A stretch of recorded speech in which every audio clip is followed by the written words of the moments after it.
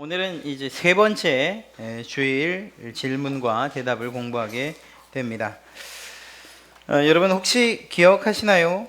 저희가 첫 번째 질문이 무엇이었는지. 그것은 바로 우리에게 있어서 살아 있으나 죽으나 우리 인간들, 바로 여러분들의 유일한 위로가 무엇이냐에 관한 그러한 질문이었고, 또 그 위로와 위안 가운데에서 그러한 가운데에서 살다가 주님의 곁에 가기 위해서 우리가 알아야 할 것이 있다면 과연 무엇인가 하는 이러한 내용들이었습니다.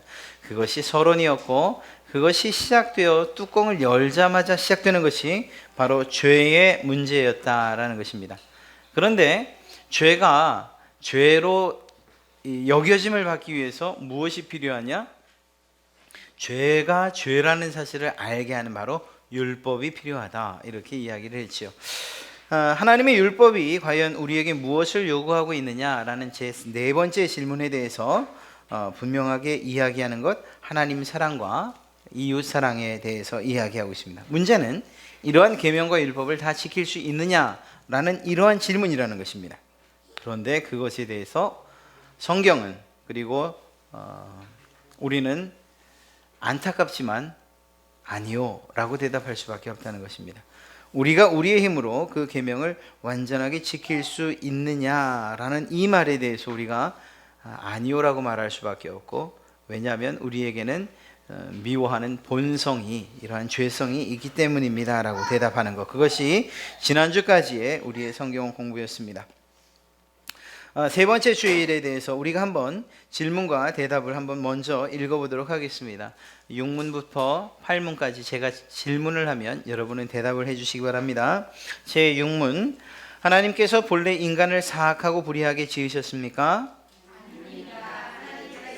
인간을 자기의 형상대로 선하게, 즉 의롭고 거룩하게 창조하셨습니다.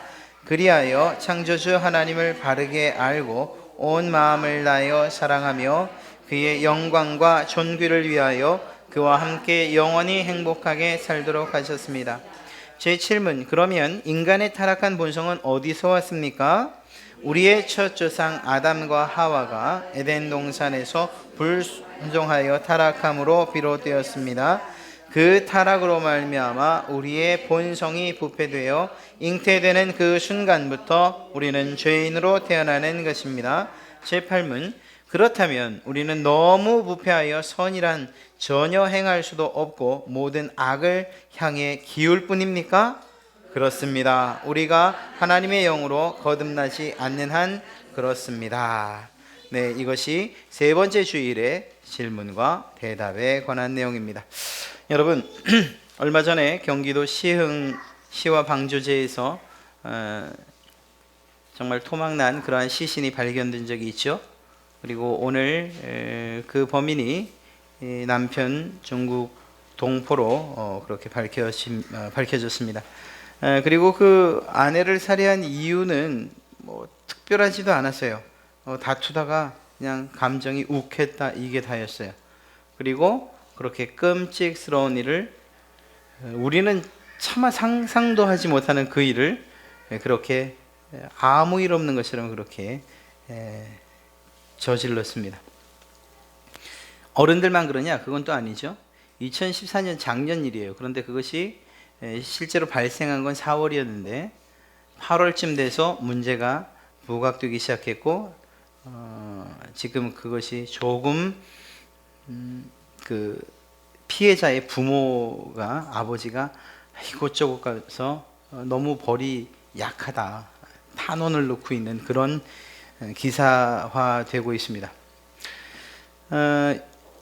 집을 가출했던 윤 모양 당시 15세 된 여학생이 같은 또래 여학생 15세 4명과 그리고 20대 남성 3명들에 의해서 갖은 구타, 그리고 학대, 그리고 성매매를 강요당해요. 그러다가 결국은 이 아이가 꽃뱀이다, 뭐 이렇게 여겼던 상대 남자까지 죽이게 되는 이런. 그러다가 결국은 이 여자 아이를 죽이게 됩니다. 그것으로 끝난 게 아니고 증거 인멸을 위해서 제가 정말 죄송합니다. 이게 좀 너무 잔인스러운 이야기라서 시체에다 불을 지르고 그리고 시멘트를 반죽해서 그냥 부어서 범행을 은폐하려고 했습니다. 그러다가 결국은 다 들통이 나고 만 거죠. 이런 이야기를 들으면 야, 이게 도대체 사람이 할 짓인가 하는 그런 생각을 하게 됩니다. 물론 더 잔인한 이야기들과 잔혹한 이야기들을 찾으면 이보다 더 심한 것들이 굉장히 많죠. 그런데 그런 글들을 읽을 때마다 또 볼 때마다 사람이 어쩌면 이렇게 악할 수가 있을까 이런 생각들을 떨쳐버릴 수가 없어요. 이런 악을 어디서 배워온 거냐? 이런 것들을 배워주는 학원이 있나? 뭐 이런 쓸데없는 생각까지 들 정도라는 거죠. 그러다 보니까 좀처럼 바로 된 세상처럼 보이지를 않는다는 것입니다. 이런 일들을 볼 때에 그들을 아프게 한 사람이나 혹은 아픔을 당한 그런 사람들이 과연 이 세상이 이렇게 악하게 된데 이유가 뭘까? 또 믿는 사람들 가운데 신을 찾는 사람들은 과연 신이 있느냐? 신. 또 우리 입장에서 하나님. 과연 하나님이 있느냐? 이러한 질문을 던지게까지 된다는 거예요. 아닌 게 아니라 이 윤모 학생 같은 경우에는 이제 그런 일을 당하고 교회에 출석을 하고 있었는데 그 교회까지 찾아가서 성령처럼 납치해서 결국은 죽인 거예요. 모르겠어요. 뭐 어떤 기도를 했는지 또 그런 여학생들의 사정을 교회가 알고 있었는지 뭐 그런 것들까지는 잘 모르겠습니다. 그런데 그 여자아이가 마지막을 마감하면서 정말 죽어가면서 물론 자신이 잘못한 일도 있고 죄를 지은 일도 있지만 하나님을 향해서 구해달라고 하지 않았겠는가? 만약에 그런 기도를 했다면 하나님이 과연 계시느냐 이런 질문을 던지게 되는 거예요. 홀로코스트라고 할 수 있는 유대인 대학살이 일어났을 때 그때에 수없이 많은 사람들 유대인이란 이유만으로 가스실에서 혹은 생매장되는 이런 일들로 죽어갑니다. 그러면서 벽에다가 낙서를 하고 그 낙서들이 남겨져요. 과연 하나님은 살아계시는가? 우리가 하나님의 선민들, 택한 백성이라고 하는데 이렇게 수없이 많은 이스라엘 민족, 하나님의 백성들이 죽어가는 이때에 하나님은 과연 무엇을 하고 계시는가? 이것은 이때만의 문제는 아니에요. 이것을 거슬러 올라가면 요셉의 때도 이런 질문이 던져질 수 있는 거예요. 요셉의 성경을 읽다 보면 요셉이 아무런 잘못이 없음에도 불구하고 감옥에 갇히죠. 그는 오히려 악을 멀리했을 뿐인데 그래서 그 악의 장소로부터 벗어나고 그리고 그 집 주인의 그 아내의 부도덕함과 죄로부터 피하려고 했을 뿐인데 오히려 그것이 악이 되고 죄가 돼서 그만 감옥에 갇혀지는 일들이 일어나죠. 그 깊은 감옥에 갇혔을 때 요셉이 과연 무엇이라고 이야기했을까? 아니 요셉은 하나님을 신실하게 찾았을지 몰라요. 끝까지 믿음을 가지고 있었을 거예요. 그런데 그 옆에서 보는 사람들, 읽는 독자들인 우리들이 볼 때 아니 하나님이 과연 계신가? 물론 우리는 이야기의 시작과 끝을 알기 때문에 그래 이제 하나님 좀만 기다려 요셉, 하나님이 너를 구원해 주실 거야. 이제 넌 총리가 되고도 남아. 하나님께서 너를 크게 사용하실 거야. 이렇게 말할 수 있죠. 그러나 그 흘러가는 시간의 현재 가운데 있다고 하면 우리가 그런 말을 할 수가 있냐는 거예요. 이렇듯이 세상에 일어나는 수많은 죄의 현상들과 악한 일들을 바라보면서 하나님은 어디 계신가? 라는 그러한 질문과 동시에 더 그 질문이 정말 좋지 않은 방향으로 뻗어나가게 돼서 무엇이라고 말하느냐? 하나님은 사람을 악하게 만들었어. 이렇게 이야기하기까지 한다는 것입니다. 하나님이 인간을 악하게 만들지 않고서야 어떻게 이런 일이 일어날 수 있느냐? 이렇게 말하는 이들도 생겨난다는 거죠. 그러나 이 말이 정답이냐? 아니라고 분명히 이야기하고 있는 것입니다. 하나님이 사람을 만드실 때에 대충 이렇게 주물럭해서 무슨 돼지고기 비비듯이 이렇게 비벼서 그렇게 사람을 만들어내느냐? 그게 아니에요. 어떤 모양으로 만들었는지 또 그리고 어떻게 했는지 모르지만 그 사람을 만드실 때에 하나님이 그 안에 담으신 것이 있기 때문에 우리는 하나님이 사람을 대충 만들었다고 이야기할 수 없어요. 하나님이 사람을 만들 때 어떻게 만드셨죠? 그 사람의 형상 안에 무엇을 넣습니까? 하나님의 형상과 하나님의 모양을 담았습니다. 우리가 사람을 만들 때 우리의 형상을 따라 우리의 모양을 따라 만들자라고 해서 그렇게 만들어진 것이 바로 저와 여러분이라는 거예요. 아담도 그렇게 만들어졌고요. 그러니 하나님께서 인간을 그냥 대충 주무시다가 깨어나서 그냥 잠결에 만들거나 정신없이 만들거나 이런 일들은 하지 않으셨다는 거죠. 하나님의 가장 정성을 다해서 그리고 가장 정말 아름다운 모습으로, 왜요? 그 안에는 하나님의 형상과 하나님의 모양을 담으셔야 했기 때문에 말이죠. 이렇게 하나님은 인간을 만드실 때 아름답게 만드셨고 선하게 만드셨어요. 인간이 악하게 만들어졌다라고 말할 수 없는 이유가 여기에 있는 거예요. 하나님의 형상이 담겨져 있는데 그 누군가가 말하기를 인간은 처음부터 악하게 만들어졌어 라고 말하면 결국 누가 악하다는 것일까요? 하나님은 악한 것이야, 악한 분이야, 이렇게 말하는 결과가 되기 때문에 우리는 그것을 동의할 수 없어요. 사람은 처음 만들어질 때에 선하게 만들어졌다는 것이에요. 그것이 우리 첫 번째 질문, 즉 여섯 번째 질문에서 이야기하는 거예요. 하나님이 사람을 만드실 때 악하게 불의하게 만들었습니까? 일어나는 현상들을 보니까, 지금 일어나는 꼴들을 보니까, 인간들이 하는 짓거리들을 보니까 하나님이 사람을 악하게 만들지 않고서야 이런 일이 어떻게 일어날 수 있습니까? 이렇게 말하는 사람들을 향해서 하나님은, 성경은 분명히 말하고 있습니다. 하나님은 사람을 만들 때에 자신의 모양과 형상대로 만드셨어요. 그렇기 때문에 인간은 악할 수 없습니다. 왜냐하면 하나님께서 악한 분이 아니시기 때문이에요. 하나님은 어떤 분이십니까? 선하시고 의롭고 거룩하신 분이에요. 그리고 그 하나님의 성품으로 사람을 만드셨습니다. 사랑하는 성도 여러분, 하나님께서 사람을 만드실 때에 그 의도와 그 목적이 선했다는 사실을 믿으시길 간절히 바랍니다. 또한 의로우셨고 거룩하셨습니다. 사람은 그렇게 만들어진 존재예요. 아담과 처음 만들어졌을 때에 그들이 동산을 거닐며 하나님과 데이트를 하며 하나님과 이야기를 하며 동산을 다스리실 그때를 한번 우리가 상상해 본다면, 아담과 하나님, 하와와 하나님이 이렇게 서로 교제하고 교통하는 일들이 있었다는 것입니다. 이러한 교제가 있고 교통이 있었다는 사실은 무엇인가 하면 서로 같은 성품을 가지고 있었기 때문이라는 거예요. 하나님께서 그들을 만드실 때에 선하게 만드셨어요. 하나님도 선해요. 그래서 통하는 거예요. 하나님이 그들을 만드실 때 의롭게 만드셨어요. 하나님도 의로우셔요. 그래서 이야기가 되는 거예요. 하나님께서 그들을 만드실 때 하나님을 닮아 거룩하게 만드셨어요. 그리고 하나님도 거룩하세요. 그래서 이 둘 사이에 커뮤니티가 있을 수 있는 거예요.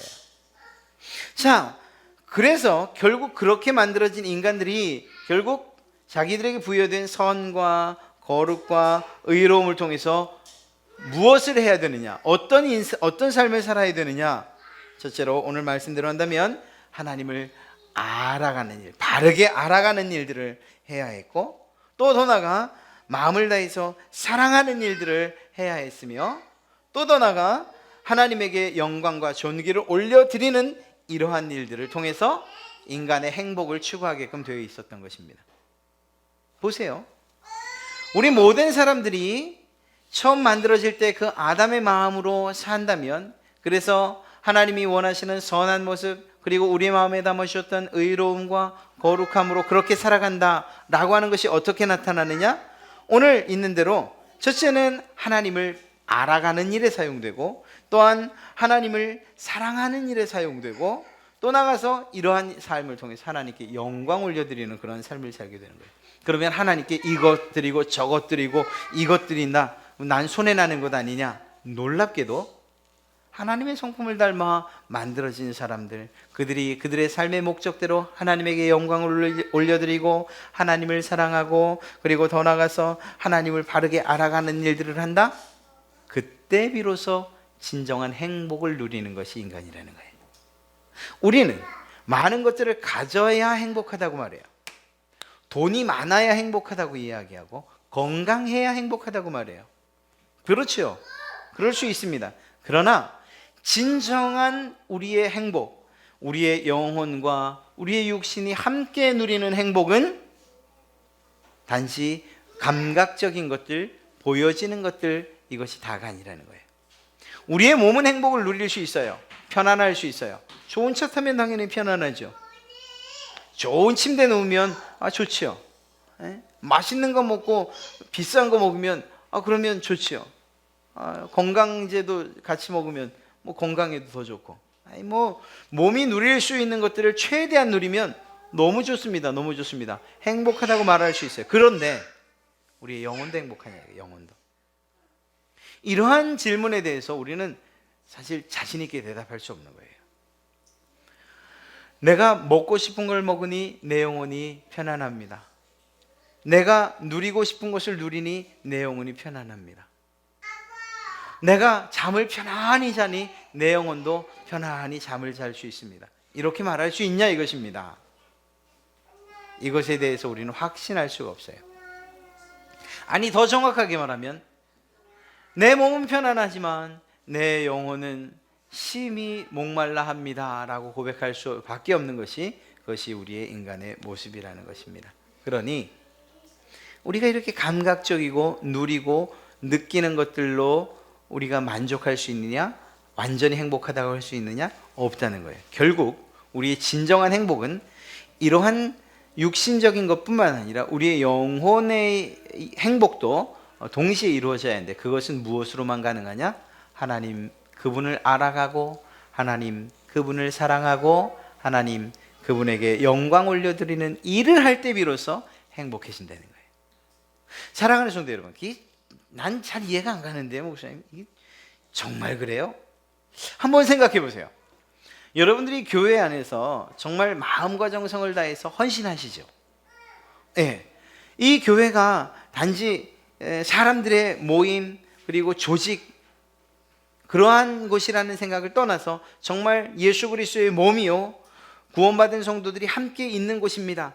이곳에서 진정한 하나님의 사랑을 느낄 수 있는 그러한 곳이 바로 교회입니다 라고 여러분이 생각하며 교회 안에서의 헌신을 해요.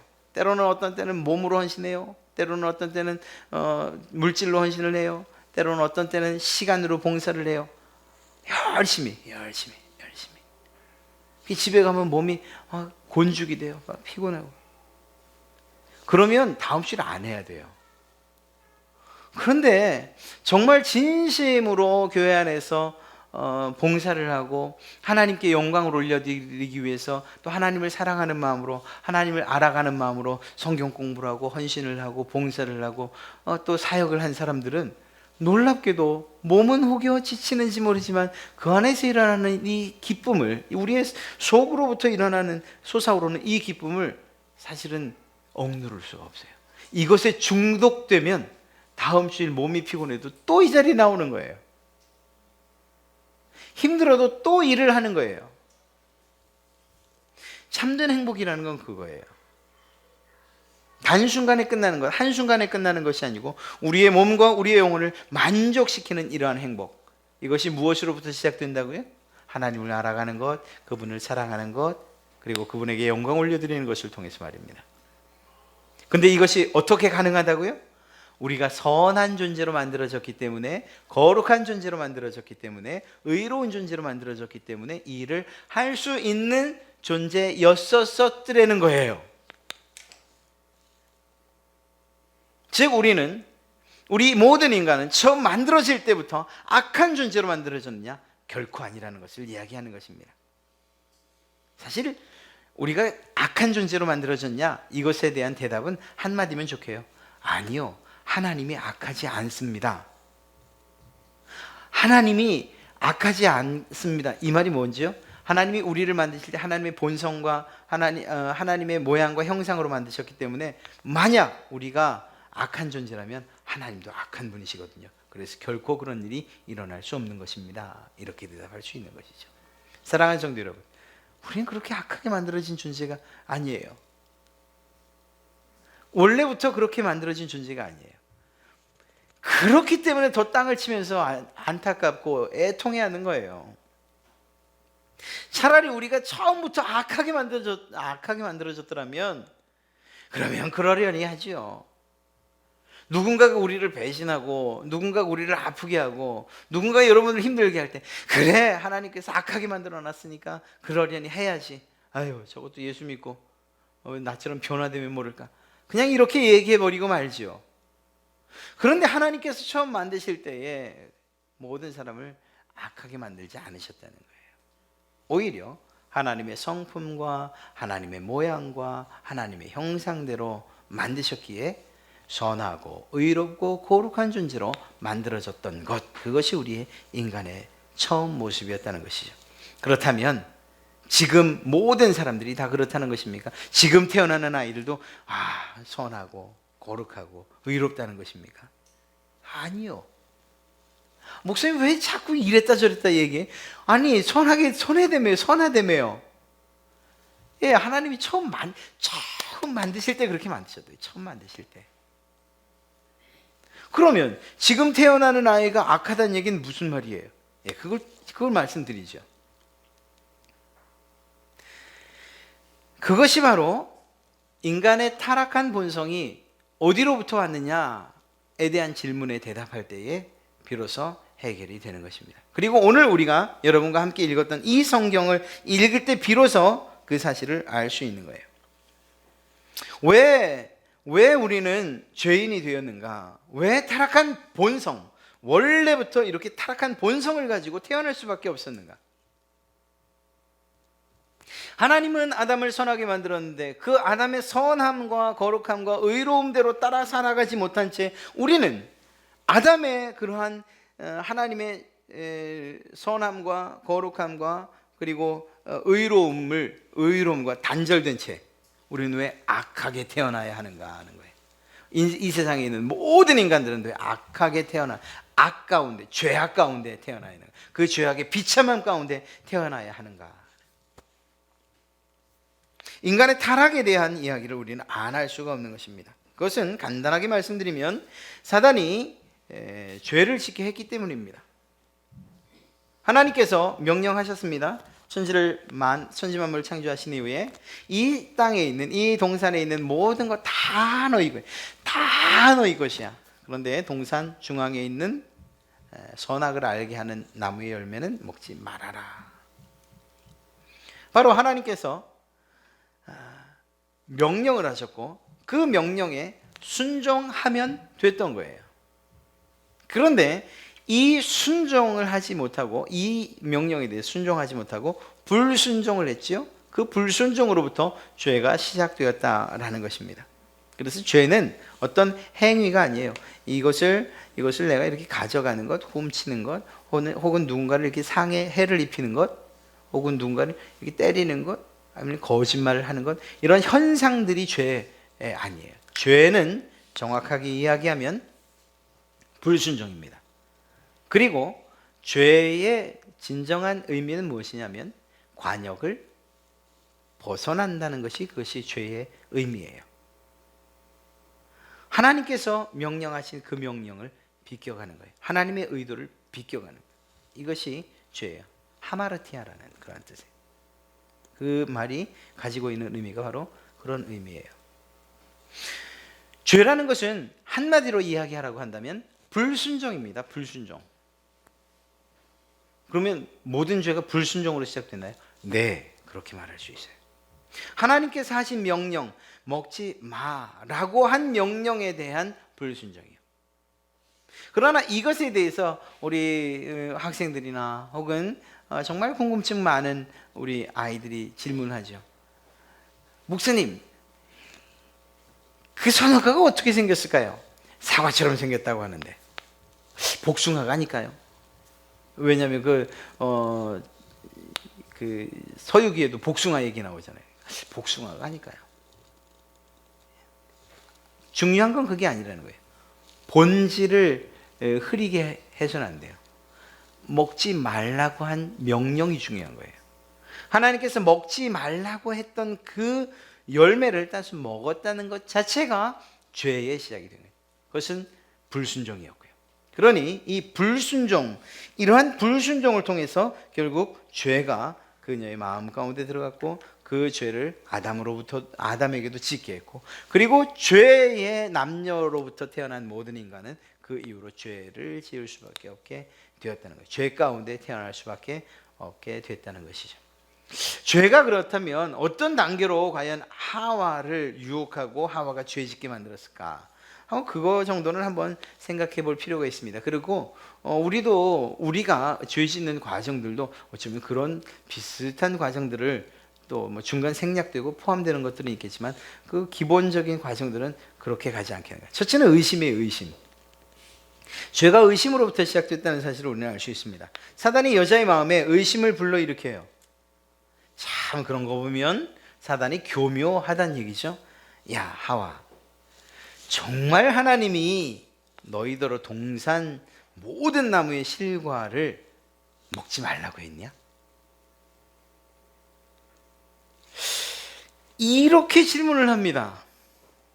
좀 더 명확하게, 야, 선악과 먹지 말라고 하셨니? 그러면 어쩌면 하와가 네 라고 대답했을지도 몰라요. 그러면 싱겁게 그냥 죄의 유혹을 이겨냈을지도 몰라요. 그런데 하와는 이 사단은 이 부분에 있어서 이리 말을 돌리고 저리 말을 돌려서 결국은 하나님의 말씀을 의심하게 만들더라는 것입니다. 하나님이 너희들을 동산 모든 나무의 실과를 먹지 말라 하더냐? 아니죠. 모두 먹으라고 했죠. 단 하나만 먹지 말라고 했을 뿐이에요. 그런데 모든 것까지 먹지 말라고 했다고 착각하게, 그리고 의심이 들게 만들더라는 거예요. 사랑하는 성도 여러분, 우리가 죄를 짓는다라고 할 때, 특별히 하나님과 관계된 죄를 짓는다고 할 때에 무엇에 대한 의심으로부터 시작됩니까? 하나님의 말씀에 대한 의심으로부터 시작되는 거예요. 그런 면에서 하나님의 말씀에 대한 정확한 이해와 알미 우리에게 필요한 것입니다.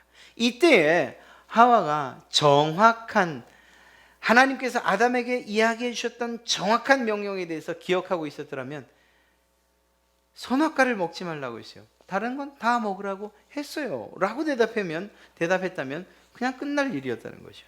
그러나 하나님의 말씀에 대해서 정확히 알지 못했던 그가 마음에 의심을 품게 됩니다.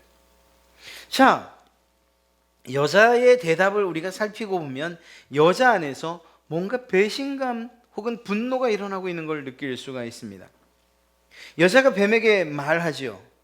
여자가 뱀에게 말합니다. 2절에 동산 나무의 열매를 우리가 먹을 수 있으나 동산 중앙에 있는 나무의 열매는 하나님의 말씀에 너희는 먹지도 말고 만지도 말라 너희가 죽을까 하노라. 하나님이 이렇게 정말 구구절절하게 이야기를 하셨던가요? 하나님의 명령은 매우 단호하고 명료했어요. 동산 중앙에 있는 선악을 알게 하는 나무의 열매를 먹지 말라. 그냥 먹지 말라 했어요. 다른 건 다 먹어. 근데 그것만 먹지 마 라고 하셨음에도 불구하고 그 사실에 대한 여인의 대답은 그게 아니에요. 너희는 먹지도 말고 만지지도 말라 너희가 죽을지도 몰라 라고 그렇게 하신 것 같은데요. 하나님이 만질 수 없다고 말씀하지 않으셨고요. 또한 그것들에 대해서 뭐 죽을까 하노라 이런 표현을 하지 않아요. 죽는다고 표현을 하셨어요. 즉 다시 말해서 하와의 이 대답 가운데에 그 하와의 생각이 담겨 있는 것을 보게 되는 것입니다. 자신들의 행동에 대해서, 즉 만지도 말라고 했다는 이 말이 포함됐다는 것이 무엇을 의미하는 것인가 하면, 무엇인가 하나님은 나를 구속하고 계시구나. 지금까지는 생각을 못했었는데 그러게 어라? 이거 만지지도 말라고 했던 것 같은데? 이러한 의심과 더불어, 그리고 하나님의 명령을 제대로 알지 못한 오해로 인한 분노가 일어나는 거예요. 하나님께서 무엇인가 차별을 하고 계신다는 것, 그리고 구속당하고 있다는 것, 이런 생각을 갖게 되어 하나님의 말씀에 대한 분노가 생기게 되는 것이죠. 이러한 의심과 분노는 결국은 불신으로 이어지게 됩니다. 사단은 이때 얘를 놓치지 않지요. 하나님이라도 됐냐 의기양양하게 말합니다. 너희는 결코 죽지 않을 것이야. 사실 이 말은 죽는다라는 그 말보단 훨씬 달콤한 말이죠. 결코 죽지 않는다는 말. 얼마나 좋은 말입니까? 여러분, 이만희에 대한 영생의 교리에 대해서 신천지교인들이 믿을까요? 여러분은 믿으세요? 아니, 이 영생이 육신이 영원히 사는 걸 이야기한다니까요. 몸이 죽지 않고 영원히 산다는 사실에 대해서 여러분 믿으세요? 저는 안 믿어요. 믿어져야 말이죠. 그런데 그 사람들은요, 진짜로 믿어요. 정말 진짜로 믿어요. 그래서 상담가가 이렇게 얘기해요. 당신 이만희가 죽으면 그때는 어떻게 할 건데? 안 죽으면 어떻게 할 건데요? 이렇게 되물어요. 정말 이해가 되지 않잖아요. 그런데 그 사람들은 그렇게 믿어요. 정말 놀랍지 않습니까? 사단이 우리 생각 가운데, 우리 마음 가운데 집어넣는 그 의심과 분노, 그리고 그 불신은 우리의 상상을 초월한다는 거예요.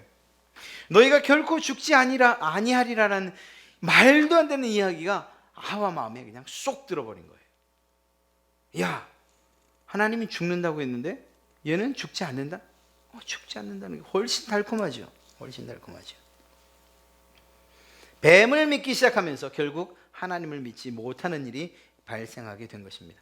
사단이 그 기회를 놓칠까요? 결코 놓치지 않습니다. 너희가 그것을 먹는 날에는 너희 눈이 밝아져 하나님과 같이 되리라. 그 안에 교만을 집어넣습니다. 이 하나님과 같이 된다는 이것이 얼마나 그들에게 매력적인 말이었을까요? 그 매력적인 말이 실제로 모든 인류에게 한번 적용된 적이 있었죠. 이야, 우리 다 모여요. 우리의 이 능력이 대단하다는 걸 한번 보여주자. 그래서 탑을 쌓기 시작합니다. 이제 하나님과 우리가 독대할 때가 돼간다. 힘을 내라. 바벨탑 사건이 바로 인간의 그 교만의 극치를 보여주는 그러한 일이죠. 그러니까 하나님은 사실은 눈도 깜짝하지 않으셨어요. 어떤 분의 표현에 의하면 하나님께서 바벨탑을 무너뜨리려고 내려오셨어요. 그런데 한참 만에 그 바벨탑 그 죄를 짓는 그 사람들을 벌하실 수가 있었어요. 한참 만에 말을 흩으시고, 그리고 그들을 그 공사를 중지시킬 수 있었어요.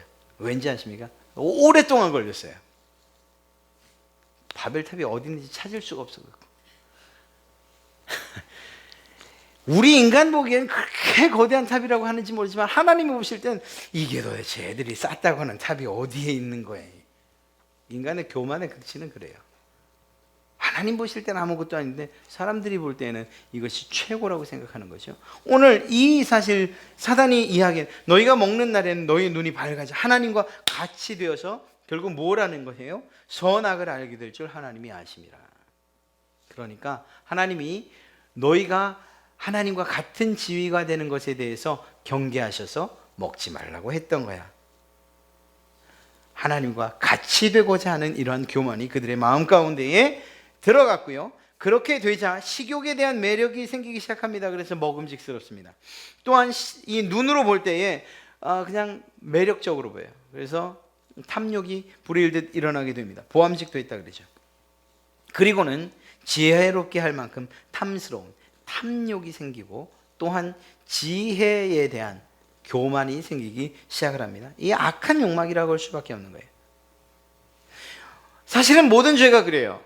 만약에 제가 이 어떤 하나를 훔친단 말입니다.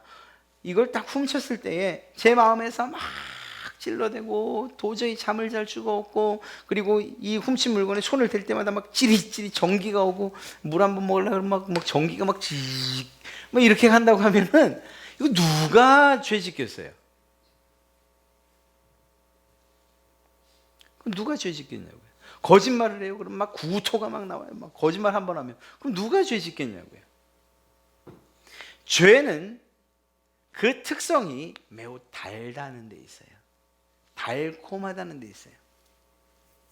그러나 그 결과는 쓴 것을 지나쳐서 사망으로 가게 되는 그러한 지름길이 되는 것이죠. 결국 죄의 최종적인 코스, 불순종에 이르게 됩니다. 먹지 말라고. 여기까지만. 그래, 보암직도 하고 먹음직도 하고 탐스럽게. 그래도 먹으면 안 되지. 돌아섰더라면 그냥 깨끗하게 끝났을지도 몰라요. 그런데 최종적으로 하나님의 말씀에 대하여 불순종하는 것을 따서 먹는 일이 생기게 되는 거죠. 그 앞에 무슨 말을 했는지, 또 그가 느꼈던 감정, 그것이 무엇이었는지 이건 중요하지 않아요. 이제는 이 앞에 모든 것들이 이유가 될 수 없어요. 내가 이것 때문에 저것 때문에 이것 때문에 이런 생각이 들어 저런 생각이 들어서 그래서 내가 이걸 따먹었습니다, 이런 죄를 지었습니다. 이건 아무런 핑계도 이유도 될 수 없어요. 단지 무엇만 남습니까? 먹었다는 죄만 남는 거예요. 네. 이런 비슷한 일이 언제 있었냐면 유다가 예수님을 팔지요. 예수님을 팔았어요. 그런데 예수님이 그냥 혼만 날 줄 알았는데, 그냥 조금 뭐 갇히거나 매맞고 그냥 풀려날 줄 알았는데 죽는 자리까지 가는 거예요. 유다가 그제서야 마음을 돌이키고 대제사장들을 찾아갑니다. 나 이거 돈 안 받아도 되니까 예수 놓아주시오. 없던 일로 합시다. 그때의 그 대제사장들이 무엇이라고 말합니까? 그건 우리 할 바 아니고 네가 알아서 해. 네 죄값은 네가 치러라, 이렇게 얘기하죠. 그렇습니다. 사단이 이렇게 놓고서는 이 자리에 있을까요?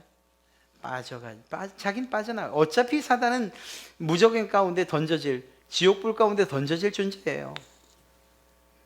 그리고 그는 유유히 빠져나가고 결국 그 모든 죄의 책임은 누가 짓습니까? 하와가 짓게 되더라는 거예요. 자, 이 하와로 끝난 것이 아니고 결국 아담도 그 하와의 유혹 가운데 넘어가 같이 죄를 짓게 되죠. 자, 이때부터 이러한 불순종으로 인한 죄로부터 시작해서 모든 인간은 하나님의 선한 의도의 창조, 그것과 상관없이 죄인으로 태어날 수밖에 없게 됐다는 것입니다. 그래서 칼빈은 이렇게 이야기합니다. 인간의 부패에 대해서 전적인 부패라고 얘기합니다. 전적인 타락이라고 이야기합니다.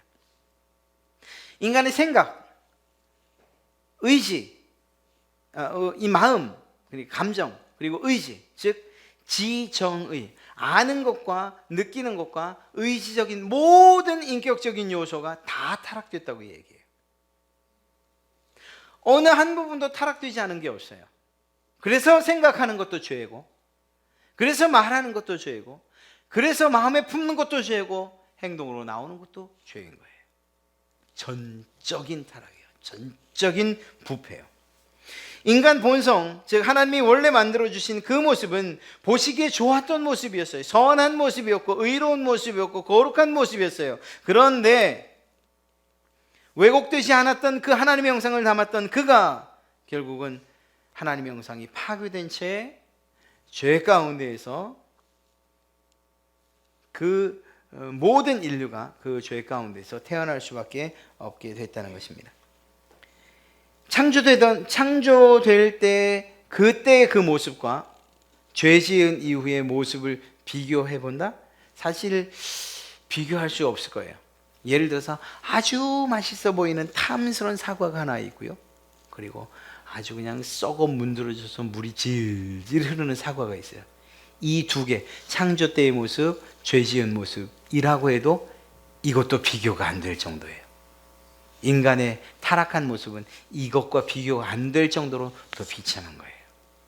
그러니 그 안에서 선한 것이 나을 수 있겠냐? 없다는 거죠. 이때 전적이라는 것은 부패의 범위를 얘기해요.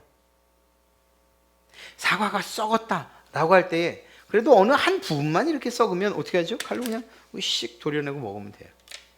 이건 전적 부패가 아니에요.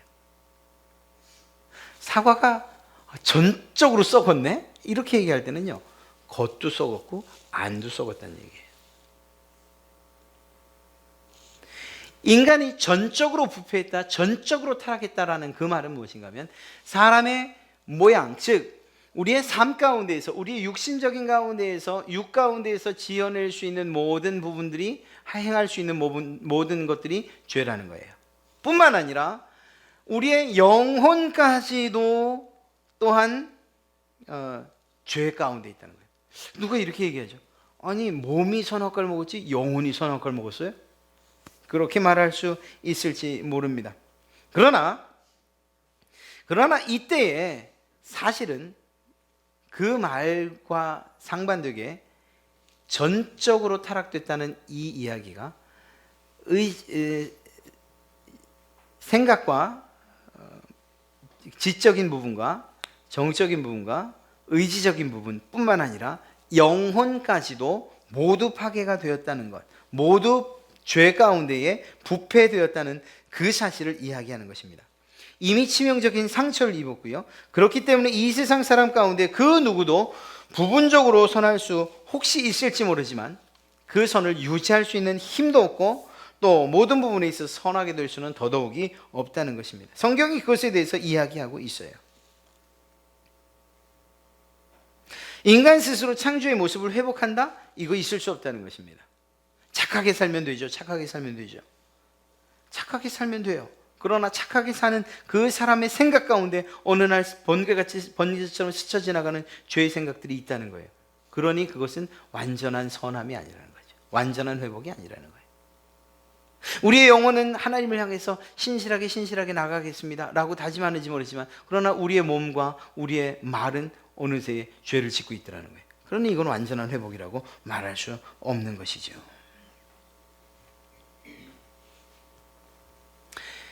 그렇기 때문에 성경은 이러한 전적으로 타락한 우리의 모습이 치료되어질 때에 그 치료되어지는 말들에 매우 강력한 말들을 사용하고 있어요. 무슨 말인가 하면요, 주님께서 말씀하셔요. 내가 거듭나야 하리라, 이렇게 말씀하셔요. 거듭나주면 안 되겠니? 야, 그것만 좀 바꿔주면 안 되겠니? 이렇게 말씀하지 않으셔요. 전적인 부분에서의 타락이기 때문에 하나님께서는 영혼과 모든 육체가 다 거듭나야 하리라, 이렇게 말씀하시는 거죠. 에베소서 2장 5절과 6절에서는 우리를 그리스도와 함께 살리셨고 함께 일으키셨다고 그렇게 바울은 얘기해요. 예수 그리스도의 죽음에 함께 동참했고 그 부활에 함께 동참했다, 이렇게 우리의 모든 부분들, 우리의 육적인 부분만 아니라 영혼의 부분까지도 모두가 다 이야기하고 있다는 것입니다. 사랑하는 성도 여러분, 오늘 여러분들과 함께 살펴본 이야기가 무엇입니까? 우리 인간들은 전적으로 부패했다는 이 사실 하나에 대해서 조금도 흔들림이 없어야 되는 거예요. 세상 사람들은 말해, 에이, 그래도 뭐 어떤 사람이 악하다고 할 때 뭐 100가지면 100가지가 다 악한가? 그 중에 한 가지, 두 가지 정도는 선하지. 그 사람이 아무리 죽일 사람이라고 해도 그래도 그 부모한테 하는 거 봐, 얼마나 극진한데. 그리고 무엇이라고 말하죠? 그래도 의로운 거야, 이렇게 이야기합니다. 그러나 우리는 그렇게 말할 수 없다는 거예요. 예, 의로울 수 있어요. 그러나 그 한 가지 의로움, 그 빗줄기처럼 어두움 가운데서 퍼져나온 그 빗줄기 하나가 그 사람을 완전한 빛으로 만들 수는 없다는 거예요. 우리가 설령 영혼이 깨끗하고 맑다고 해도, 죄 없다 해도 우리의 몸은 이미 죄 가운데에 잔뜩 오염되어 있다는 사실입니다. 그렇기 때문에 우리는 그 어느 것 하나, 우리의 선한 것, 혹여 작은 것 하나가 있다 하더라도 이것으로서 우리가 나는 의인이요, 나는 거룩한 자요, 나는 의로운 자요, 또 나는 선한 자요, 이렇게 말할 수 없다라는 것입니다. 결국 우리가 고백할 수 있는 유일한 대답은, 하나님, 나는 내 영혼과 내 온몸, 내 지식적인 부분과 감정적인 부분과 내 의지적인 부분과 이 모든 전인격적으로, 전적으로 타락한 존재입니다. 내게는 선을 행할 능력이 없습니다. 내게는 의로움이 없습니다. 하나님께서 내게 담아주셨던 그 거룩함을 모두 잊어버렸습니다. 나는 죄인입니다. 나는 전적으로 부패했습니다. 썩어 문드러진 사과, 그것이 비할 바가 아닙니다. 저는 어떻게 구원받아야 합니까? 이런 이야기를 할 수밖에 없다는 것입니다. 하나님께서 이러한 우리들의 상태를 아셨을까요? 이미 알고 계셨습니다. 우리가 어떠한 죄를 지을지, 아담과 하와가 어떠한 죄를 지을지, 그리고 그 죄의 결과가 어떻게 될지, 그것에 대해서 이미 알고 계셨어요. 하나님께서 그 일에 대해서 준비하고 계셨다는 사실을 우리는 믿고, 또한 그것이 우리에게 희망과 기대와 소망이 되는 것이지요. 한 가지는 잊지 마십시오. 다른 말들, 혹시 다른 단어 다 잊으셔도 전적 부패, 전적 타락. 우리 인간의, 하나님이 없는 우리 인간의 삶은 어떤 삶입니까? 전적으로 부패한 삶입니다. 전적으로 타락한 인생입니다. 이렇게밖에 이야기할 수 없다는 거예요. 아니라고요? 난 지금 잘 살고 있어요. 내가 하고자 하는 모든 꿈들을 이루면서 살고 있어요. 그러나 하나님 없이 결국 그 인생이 마감된다고 하면 그는 그 전적인 부패와 전적인 타락한 존재였던 것에 대한 책임을 하나님의 심판대 앞에서 지게 될 것이라는 것이죠. 그 사람이 자기가 썩었다는 것을 인정하든 못하든 간에 말이에요. 그러니 우리가 복이 무엇이냐? 내가 아프다는 것, 내가 전적으로 타락했다는 것, 내가 전적으로 부패했다는 것을 깨닫는 것이, 이것이 복이라는 거예요. 비록 아프죠? 아파요. 늘 병원에 대한 이야기 하잖아요. 여러분이 혹시 아프셔서 병원에 가셨다면 여러분이 대충 아까진기나 발라주고 됐습니다. 예, 값은 굉장히 저렴하게 나왔네요. 2,000원입니다. 예, 돌아가셔도 됩니다. 이런 병원을 찾으시겠어요? 그러고 나서 나중에 찾아가니 암이었네요. 아이고 죄송합니다. 이런 병원을 찾아가시겠어요? 아니에요. 그건 아니에요. 비록 우리가 마음이 아프고 실제로 몸이 아프다 하더라도, 그 검사의 과정이 복잡하고 힘들다 하더라도 정확한 진단을 할 수 있는 병원을 찾아가는 것이 지혜로운 거예요. 우리 인생의 모습이, 나 지금 평안해요, 살만해요, 우리 집에 아무런 문제 없어요, 아들 딸도 다 잘 되고 있고요, 뭐 남편 일하는 건 아무 문제 없고요, 저도 그냥 마음이 편하네요, 그냥 이대로 살다가 그냥 죽으면 될 것 같아요, 지금 우리 가족은 행복해요, 선해요, 그리고 의로운 것 같고요, 우리가 봉사도 하고요, 또 때로는 자선도 하고요, 기부도 하고 있어요, 아무런 문제 없어요 라고 그렇게 말하면서 그렇게 인생을 마감할 거냐? 아니면 실제 아무런 문제가 없다 하더라도 우리 원래 인간의 본연의 모습과 그 죄와 비참한 모습에 대해서 통감을 하고, 그리고 그 부분을 해결하고, 비록 아파도 비록 쓰라려도 그래도 그것을 해결하고 주님 앞에 영원한 삶을 건강하게, 그리고 바른 모습으로, 하나님의 창조의 모습으로 살아갈 것인가, 이거 선택해야 되는 겁니다. 여러분은 어떻게 사시겠습니까? 그냥 아픈 거 신경 쓰기 싫으니까 덮어두고, 이런 죄의 문제 덮어두고, 그냥 이런 정도, 이런 죄의 문제는 이렇게 선하게 우리가 반응하면 되잖아요. 이런 죄의 문제, 그럼 우리가 봉사하는 것으로 좀 더 선하게 살면 되죠. 인생 뭐 있나요? 그렇게 살다가 죽으면 되는 거죠. 그렇게 편안한 마음으로 그렇게 사시다가 정말 영원한 지옥불에 가시겠습니까? 아니면 정말 이 땅에서 내 죄가 밝혀지는 것, 내 죄의 비참함에 대해서 정말 가슴을 치며 통곡하는 일이 있다 손치더라도 우리의 원래의 모습, 그 전적으로 부패하고 타락한 모습을 바로 보고 그것을 해결하여 영원한 천국에서의 삶을 누리시겠습니까? 이것은 우리가 또 공부하며 결정하게 될 일이고 또 선택하게 될 것이에요. 바른 선택이 저와 여러분에게 있기를 간절히 바랍니다.